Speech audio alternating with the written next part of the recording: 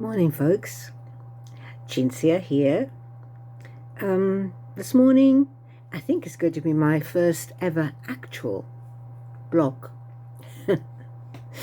whatever that means. I think it means that I'm just going to have a chat, not about brands or anything like that, just about me in general, and the fact that I'm a little apprehensive today, and I suppose the support I need is the fact that I have you guys, and I can talk to you because you can't talk back.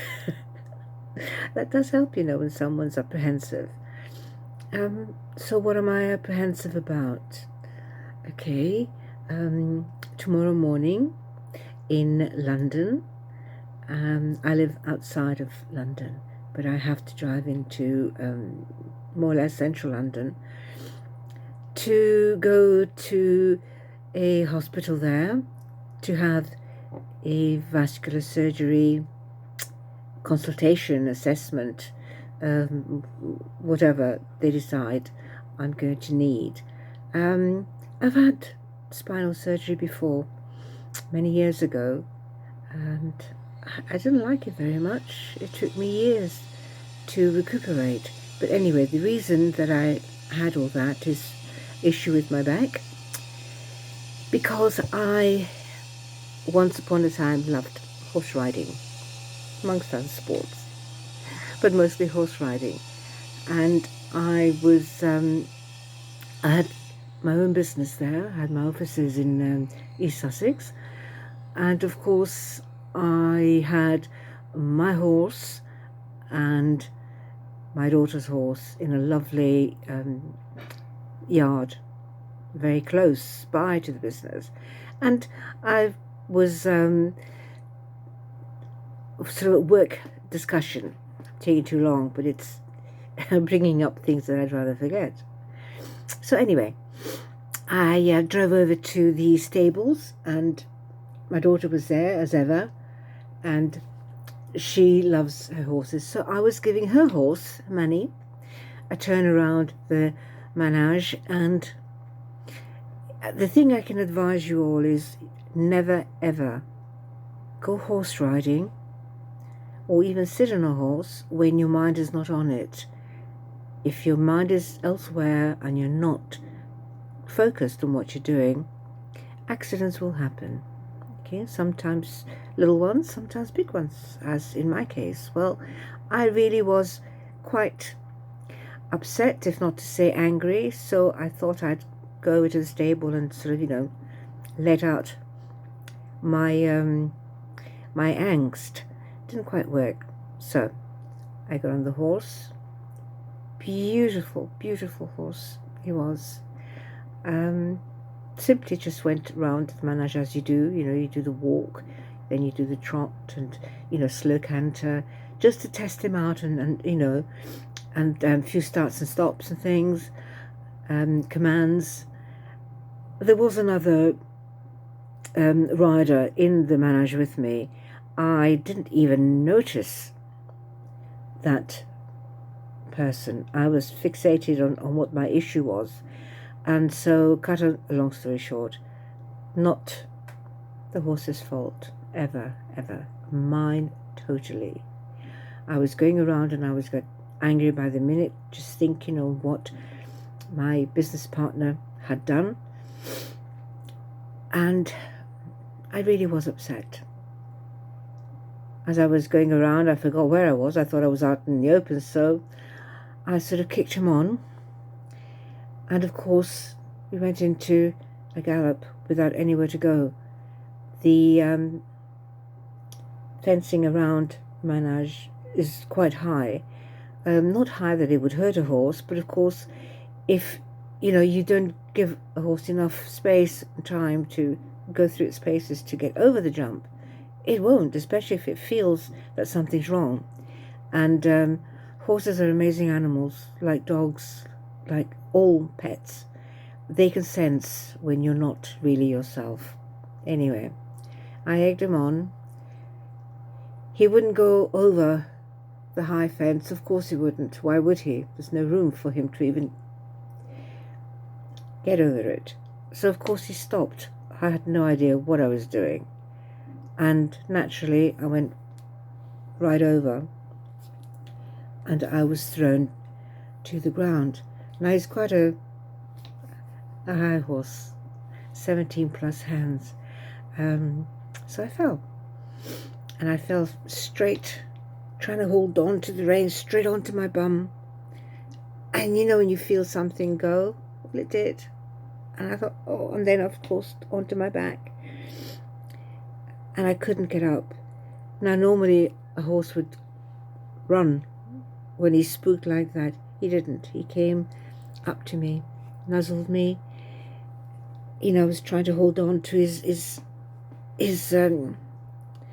can't even think. Anyway, the bridle to try and sit up. I couldn't.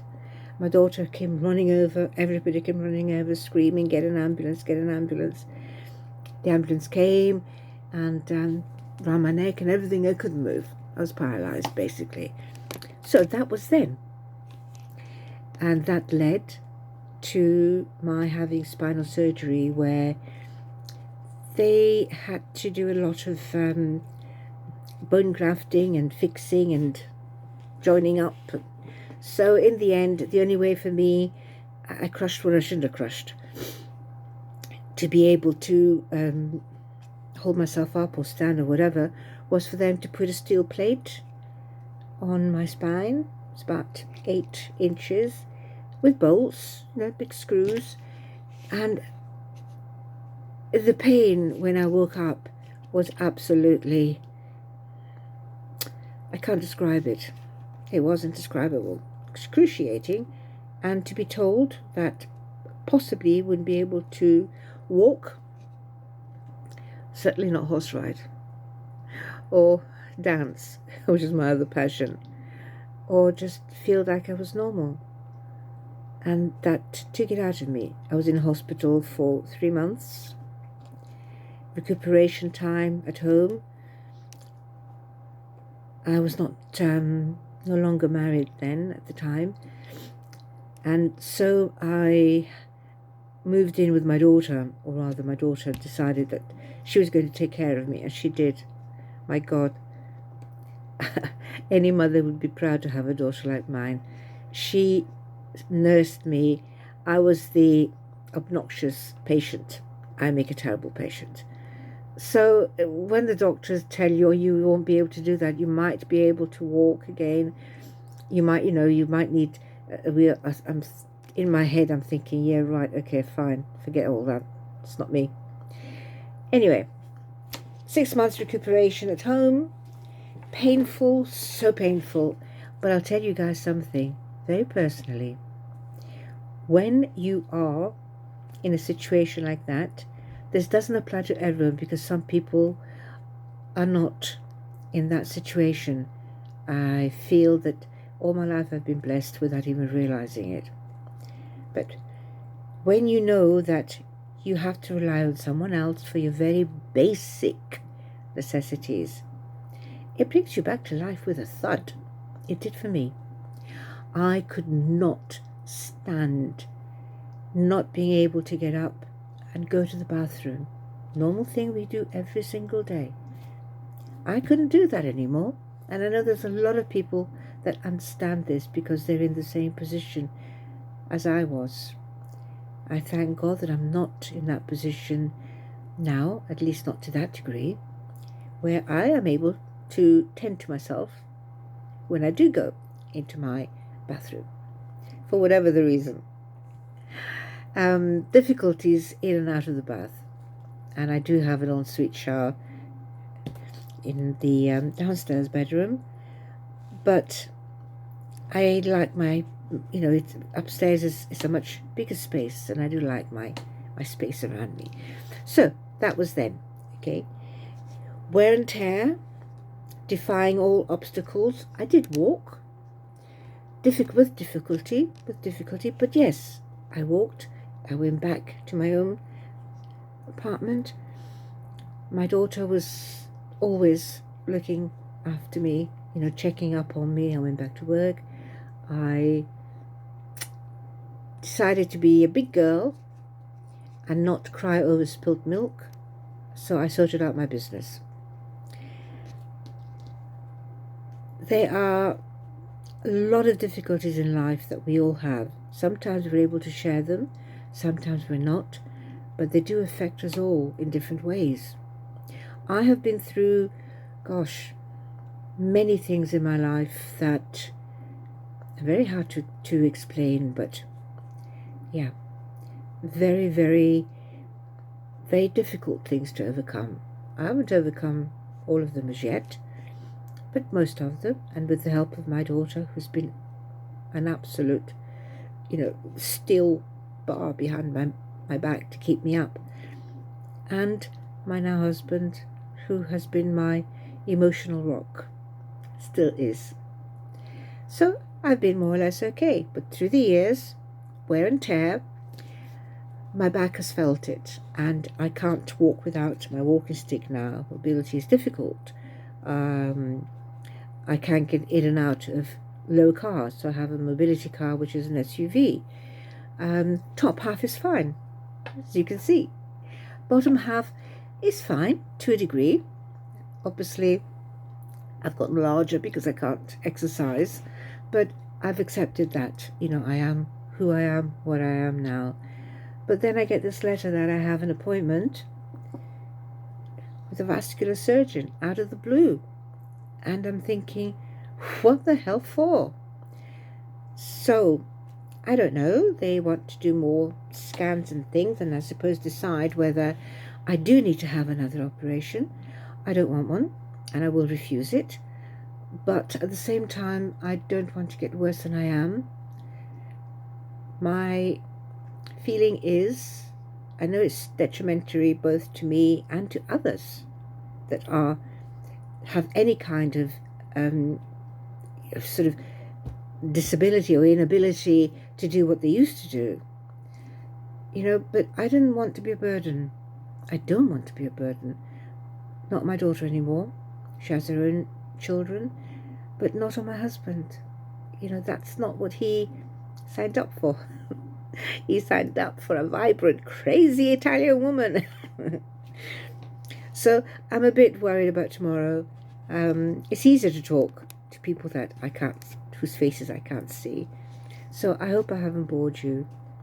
I just wanted to sort of let out a bit of steam and feel some external support. Being on Instagram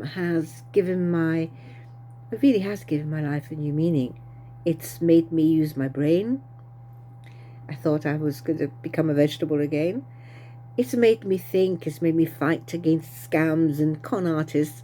It's made me realize that I'm still the Cinzia that I used to be, or the Cinzia, which is my Italian name, that I've always was. Crazy about fashion, crazy about what I like to wear, crazy about what I believe in, and I will not waver from what I believe in.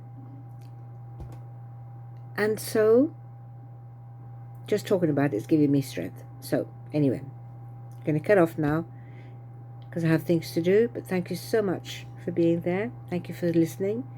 And if you're new, please follow me. Without followers, I won't be able to stay on Instagram because there will be no scope for me. I have to see my creativity put to good use. So thank you all. I really appreciate your support, the brands that are true to me. I love you all, and I am so grateful. I wish I could be the ambassador that you guys deserve, but I'm not in the position of buying every week. I never was. That was never my intention. Now, so many of you knocking on my door, and I appreciate that, but I can't be representing everyone. And worst of all, I don't understand why I'm the one that doesn't make any commission. I think my posts are pretty good. Perhaps not, but I leave that to you to decide. Anyway, thank you for being there, as always. Cinzia signing off with lots of love. Bye-bye.